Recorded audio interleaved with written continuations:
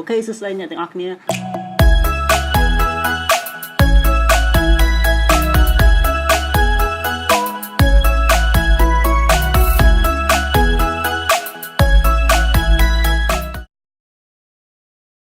ថ្ងៃនេះជួបគ្នាទៀតហើយជាមួយនឹងវីដេអូខ្លីៗនិយាយអំពី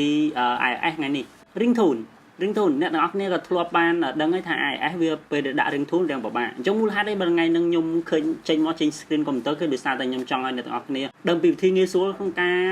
ធ្វើការបង្កើត ringtune នៅលើ iOS អញ្ចឹងតោះទៅមើលទាំងអស់គ្នាអញ្ចឹងទី1ត្រូវការអ្នកទាំងអស់គ្នាមានកម្មវិធី YouTube បើមិនជាអ្នកទាំងអស់គ្នាអត់ទាន់មាន YouTube ទេអ្នកទាំងអស់គ្នាអាចធ្វើការ download បានដោយកម្មវិធីហ្នឹងគឺវា free ទេដោយអ្នកទាំងអស់គ្នាចូលទៅកាន់ browser ពេញចិត្តមួយណាក៏បានវាយអក្សរថា 3U ហើយចុច search តែហ្មងទៅអូខេ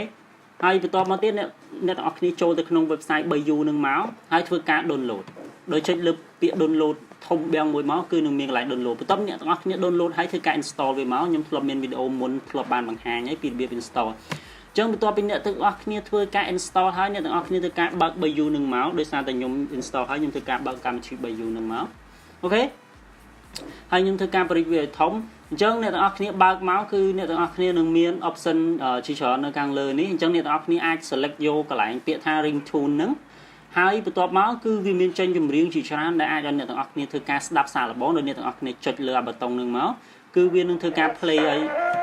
គឺអ្នកទាំងអស់គ្នាធ្វើការអាចធ្វើការស្ដាប់សារល្បងបានបើសិនជាបទចម្រៀងនេះយើងពេញចិត្តគឺយើងគ្រាន់តែធ្វើការចុចសញ្ញាព្រួយដើម្បីធ្វើការ download ហើយអាចមើលថាវា download ប្រហែល%បាននៅក្នុងកន្លែងនេះហើយពេលដែល download ចូលមកអ្នកទាំងអស់គ្នាចុចលើសញ្ញា download នឹងមកអ្នកទាំងអស់គ្នានឹងឃើញផ្ទាំងនៅខាងនេះហើយយើងយកពាក្យថា ringtone បន្ទាប់មកទៀតអ្នកទាំងអស់គ្នាចង់ import អា tune ទាំងអស់នឹងចូលទៅក្នុងទូរស័ព្ទដៃរបស់យើងគ្រាន់តែធ្វើការ click tick វាទាំងអស់នឹងមកហើយយើងធ្វើការដោតយកខ្សែ lightning cable ហ្នឹងដោតទៅតាមប្រឡោះ USB ចូលទៅក្នុង computer បន្ទាប់ពីអ្នកទាំងអស់គ្នាដោតចូលទៅអ្នកទាំងអស់គ្នាអាចចូលមកមើលកន្លែងនេះសិនព្រោះឥឡូវនេះគឺវាអត់ទាន់ស្គាល់ទេខ្ញុំធ្វើការ unlock screen វាហើយខ្ញុំធ្វើការដោតចូលឥឡូវអ្នកទាំងអស់គ្នាឃើញហើយថាទូរស័ព្ទខ្ញុំឥឡូវគឺវាបានស្គាល់ហើយតែខ្ញុំសុំកន្លែងនេះខ្ញុំសុំ blur កន្លែងខ្លះអត់ចង់ឲ្យអ្នកទាំងអស់គ្នាមើលឃើញទេហើយអ្នកទាំងអស់គ្នាចូលមកកាន់កន្លែងទាំង ringtone ដូចខាងមុនហើយអ្នកទាំងអស់គ្នាចូលមកជាស្អីអ្នកទាំងអស់គ្នាចូលមកក្នុងកន្លែង download អ្នកទាំងអស់គ្នា select យក ringtone កន្លែងហ្នឹងហើយអ្នកទាំងអស់គ្នាចុចយកពាក្យថា import to device បន្ទាប់ពីអ្នកទាំងអស់គ្នាចុចយក import to device ហើយគឺ ringtone ហ្នឹងគឺវានៅក្នុងទូរស័ព្ទដៃរបស់អ្នកទាំងអស់គ្នាអញ្ចឹងខ្ញុំចង់បង្ហាញពីកន្លែងមួយទៀតបើសិនជា ringtone ដែលអ្នកទាំងអស់គ្នាចង់ដាក់វាមិនមែននៅក្នុងហ្នឹងទេអញ្ចឹងវានៅក្នុងកុំព្យូទ័រអញ្ចឹងអ្វីដែលយើងអាចធ្វើបានគឺយើងចូលមកពាក្យកន្លែងពាក្យថា toolbox យកពាក្យថា max ringtone ហើយយើងចុចលើវាមួយមកបន្ទាប់មកវានឹងឃើញមានពាក្យថា from PC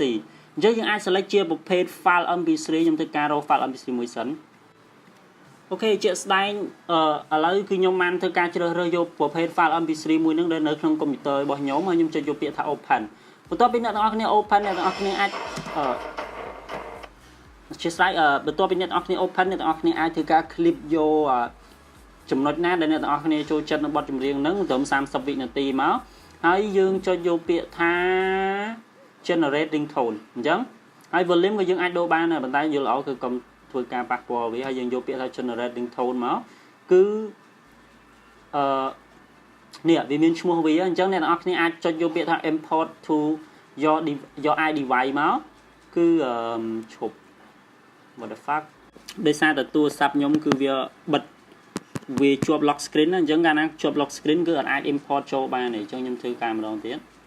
អូខេ generate ringtoneអូដោយសារវាមាននៅក្នុងនេះហើយអញ្ចឹងខ្ញុំអាចចូលទៅអញ្ចឹងបន្ទាប់ពីអ្នកទាំងអស់គ្នា generate ringtone ហើយអ្នកទាំងអស់គ្នាចុចមកកន្លែង ringtone គឺវា load ឡើងហើយនេះវា is អូខេអ្នកទាំងអស់គ្នាគឺដោយសារតែខ្ញុំចុចយកពាក្យថានេះអ្នកទាំងអស់គ្នាអាចមើលមកខាងក្រោមហ្នឹងឃើញពាក្យថា ringtone ហើយចុចលើវាមកអញ្ចឹងគឺនេះ ringtone ដែលខ្ញុំបានធ្វើការនេះហើយអញ្ចឹងខ្ញុំធ្វើការដោះអ្នកទាំងអស់គ្នាត្រូវទៅដោះ screen ទូរស័ព្ទហើយធ្វើការចុចយកពាក្យថា import to iDevice អញ្ចឹងឃើញឥឡូវគឺវាចុចថា one ringtone import succeed អញ្ចឹងមានន័យថាវា import ចូលក្នុងទូរស័ព្ទដៃឥឡូវខ្ញុំធ្វើការបដូរសំឡេងមកថតនៅក្នុងទូរស័ព្ទដៃវិញហើយអ្នកទាំងអស់គ្នាឥឡូវគឺខ្ញុំនៅលើក្នុងទូរស័ព្ទដៃរបស់ខ្ញុំអញ្ចឹងអ្នកទាំងអស់គ្នាចូលមកក្នុងកន្លែង setting ហើយនឹងមានពាក្យមួយពាក្យថា sound នេះកន្លែងនេះអញ្ចឹងខ្ញុំចុចយក sound នឹងមកអ្នកទាំងអស់គ្នានឹងឃើញពាក្យកន្លែង ringtone នៅខាងហ្នឹងហើយនឹងមាន ringtone ប្រហែលជួរខាងលើហ្នឹងគឺសិតតែ ringtone ដែលយើង add ផ្ទាល់ទេណាអញ្ចឹងអ្នកទាំងអស់គ្នាអាចធ្វើការ select ringtone មួយណាដែលអ្នកទាំងអស់គ្នាពេញចិត្តយើងចុចលើវាច្បាស់ជាឮសំឡេង